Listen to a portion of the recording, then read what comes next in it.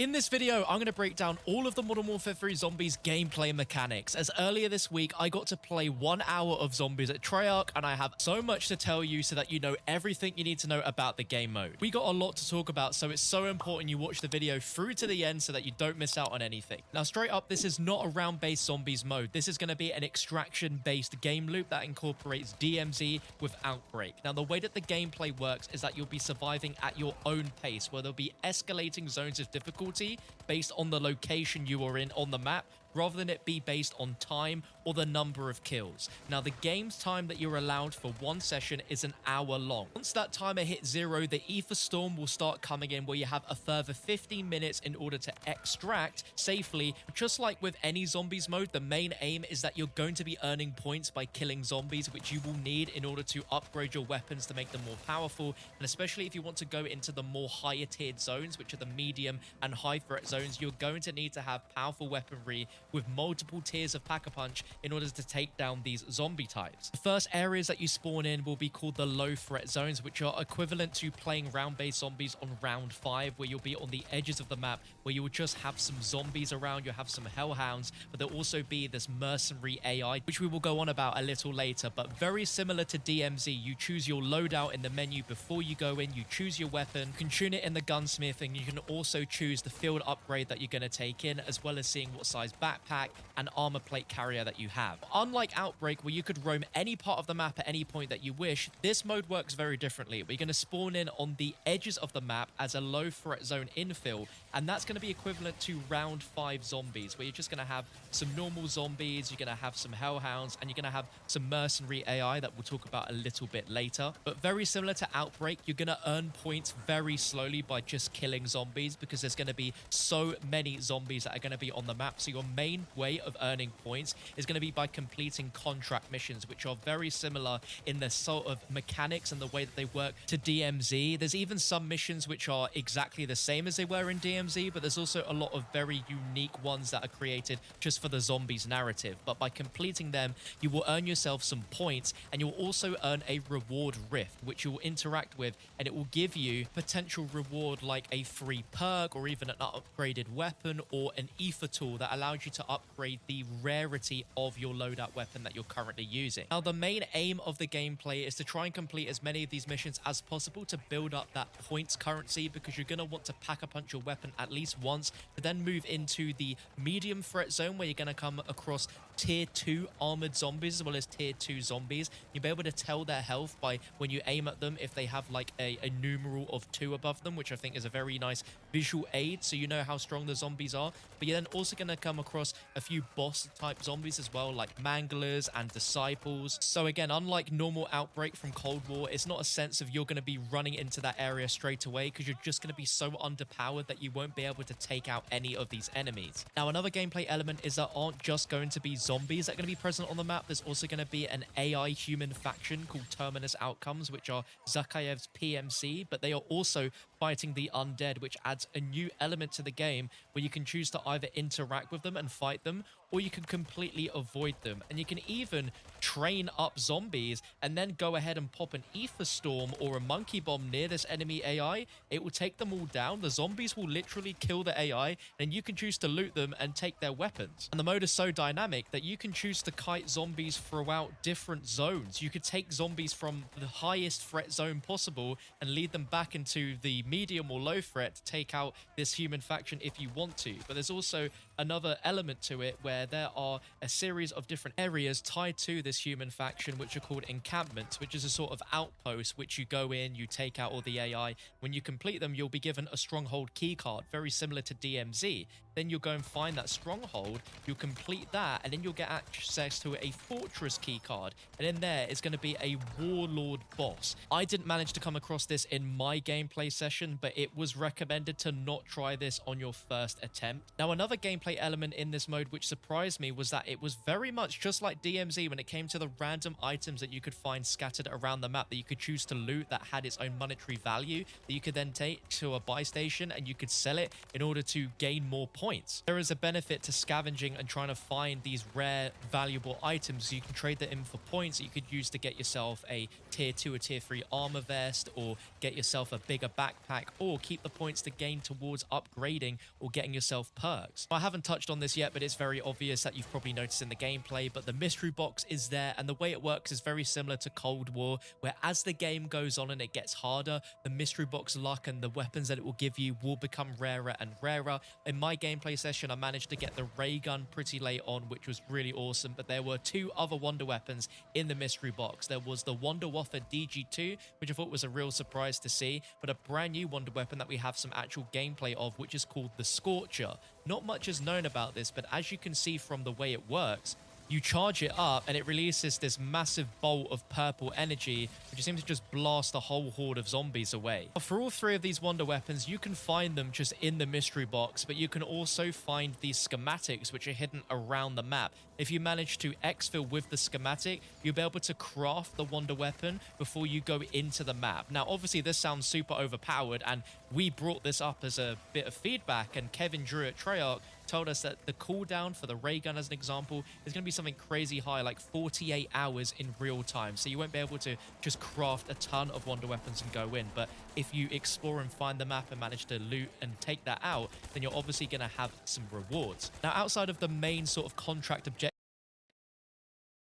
side objectives that were not as obvious, there were ones where there was an icon of spores that were inside of a building, and you had to go in and basically destroy all of the spores. It felt very much like an Extinction-esque moment, where once you took down all of the spores, the sort of crystals and purple smog and gas that was in that area clears, and you'll be able to open some crates that give you some loot, such as a tier 2 or tier 3 armor vest, a large backpack, the sort of DMZ things that some of you will be used to if you play that mode. There were some other side objectives going on, like the purple orb that was an outbreak that you could shoot and it would move around and drop a load of points. That was there, but we couldn't really figure out what was changed with it. We need to talk about the end game of MW3 Zombies, which is when you finally go to the high threat zone in the middle of the map, which was called like Old Town, and this has the hardest zombie types out of any other part of the mode. You have no human AI, you have very strong super sprinting zombies that felt equivalent to round 55 that were very strong.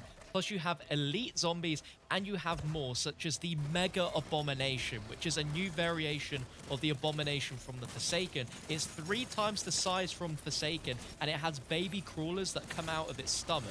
And if it's too big to go into a building that you're hiding in, it will smoke you out with these baby crawlers. So clearly the AI system with these zombies are really, really advanced, which is really cool. But if you don't have a tier 3 Pack-a-Punch and all perks at this point, you are really going to struggle in the high threat zone. And we had a whole 6-man team, which was really cool. Very similar to how DMZ works, where you start off in a team of 3, but you can assimilate and have people join your squad. We had a full 6-man team, and we had another 3 players from a different team all joining us in-game in voice chat, which was really cool from a social aspect. And I think that's going to be something that's going to really be a cool thing to see in Zombies. And we were struggling to take down this disciple boss that was part of a contract to take down. It was crazy. Now we need to touch base on a few other gameplay mechanics which have already existed in Cold War but have been slightly adjusted here. So ammo mods exist within Modern Warfare 3 Zombies, but they are not at the Pack-a-Punch machine anymore. These are things that you'll just come across. You'll get them from reward rifts, or you might just find them by just looting, and all of the ammo mods are here, such as Napalm Burst, Deadwire, Cryo Freeze, Brain Rot, and Shatter Blast. All of the old field upgrades are here, apart from Ring of Fire, which is very interesting. Now, one thing that we got used to with the perks in Cold War and Vanguard is that they had different tier upgrades that made them stronger, but in this mode, the perks are no longer tiered. They're just as they are when you get them, but some perks are returning, like PhD Flopper and Tombstone Soda, but rather than Tombstone working where if you died out in the game and you'll be brought back in the next round, there is no rounds in this. So rather, in the next game that you play, your Tombstone will be there on the map from the previous game, and you'll be able to go to your Tombstone and get all of the items back that you had on you in your previous game, which I think is really cool. Now, a big change to how the perks work in this mode compared to other modes is that when you go down, you won't lose your perks at all. The only way that you will lose your perks is if you fully bleed out. So it's definitely a lot more casual friendly than it's ever been before. The locations of the perk machines are going to randomize every single game, so you have to use the big overview tac map to find the locations, as you'll just see the perk icons all over the map on where they are. And the Pack-a-Punch is not in a static spot either. That changes every single game as well. And the Pack-a-Punch is zone gated, meaning that there is only one Pack-a-Punch area per threat zone, meaning there's 3 locations total, and the prices for the Pack-a-Punch have been reduced to what they were originally back in Cold War and Vanguard, where it's 5,000 points to upgrade it first, then it's 10,000, then it's 15,000, which doesn't sound like a lot, but you are going to need to do a lot of stuff within that 60-minute time limit in order for you to earn enough points to get multiple tier 3 Pack-a-Punch guns. Now, one thing with this mode is that it's a very social mode. It's a very co-op oriented mode where there doesn't seem to be a lot of leg room for solo play. There are a few people that played it solo at the event and they really struggled without being in a team, and I don't know exactly what Treyarch are going to do to balance it for solo, but I just had an Activision PR tell me that they are looking into ways to make it a bit more solo friendly, which is really positive. Now, outside of everything we've spoken about, one of the main things that's going to keep you coming back for a gameplay mechanic is the fact that there are missions in the game very similar to DMZ. These are split into 3 separate sections in the main menu. One is called Welcome to Operation Deadbolt, where it's going to be very much like a tutorial missions where it will basically teach you through the basics of the mode and have you do stuff like using the mystery box and then killing 50 zombies with the weapon you get from the mystery box, or Pack-a-Punching 3 times, etc. But once you get through that, you'll make your way to the 2nd and 3rd tiers, which will incorporate the story elements and the story missions within the gameplay itself. There's a very split moment in the gameplay that we've been sent to be able to share in our videos that shows that there is some sort of portal that will take you away to a section of the map for that story mission. What we know of thus far is that there will be moments where you'll be teleported to a sub map, which is a completely different section of the map, but we got confirmation that you'll be teleported to a completely different map, which will be very story driven and focused and will be a much smaller map than the massive map that you play this mode on usually. Just like with DMZ, where we have operator slots as well, where you can have multiple characters with their own loot to take in, you will be able to have that within Modern Warfare 3 Zombies. So it sounds like they've taken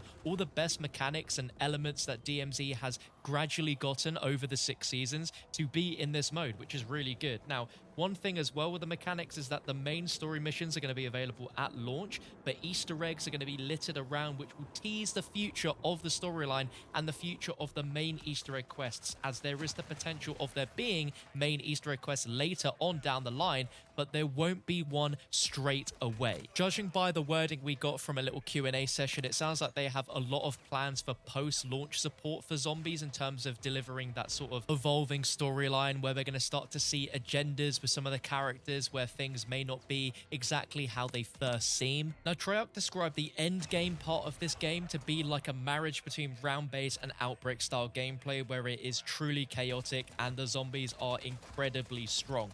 I really struggled at this with only just a ray gun. I didn't have it Pack-a-Punched at all. It wasn't doing any damage. Now, of course, when the storm starts coming in after that 60 minutes, which it did for us, we needed to find an exfil, and we found a point pretty close. Now, it worked exactly like DMZ, where you call it in and you wait the exact same length of time as well for that helicopter to arrive. But very differently with DMZ is once all players on the team are on the helicopter, it has like a 5-second timer and then it lifts off. But with this, you have a hard limit of about 20 to 30 seconds before it lifts off, and this is where things get extremely chaotic, where zombies are swarming around the helicopter, and very much like the transit bus, they are going to be getting on the helicopter, so you need to be able to take care of them and just basically try and survive until the thing lifts off, which is actually pretty dangerous, especially if you're doing it in those high threat zones. And again, just like with DMZ, the end screen to show all of the XP you earned for everything you've done in the game, with the amount of contracts you completed, the amount of zombies that you killed, it all looks very, very similar to DMZ. And we found that this was actually a really good way to rank up guns, where someone managed to get 15 levels completed on a gun within one match. I don't know if that's going to change by launch, but that's obviously going to be something to keep in mind for those that are wanting to grind and get those weapon camos. And it was also confirmed by Treyarch that there is going to be a mastery camo grind, and that's going to be for every weapon in Modern Warfare 3, as well as every weapon in Modern Warfare 2. As this mode had guns from both games, there were also Pack-a-Punch camos as well, different ones for different tiers, and they all looked really nice. They were all animated. They looked really, really good and very similar to DMZ. Anything that you got in that match you exfil with, and you'll see it in your loadout menu. Now, we touched on earlier on the schematics, which you can find, and if you exfil will allow you to craft a wonder weapon, but they also have that available for every ammo mod as well, so you can craft that and bring that in with you from the very moment that you spawn in. But they also have this for every single perk can as well. But on top of that, there's another element called acquisitions, where if you come across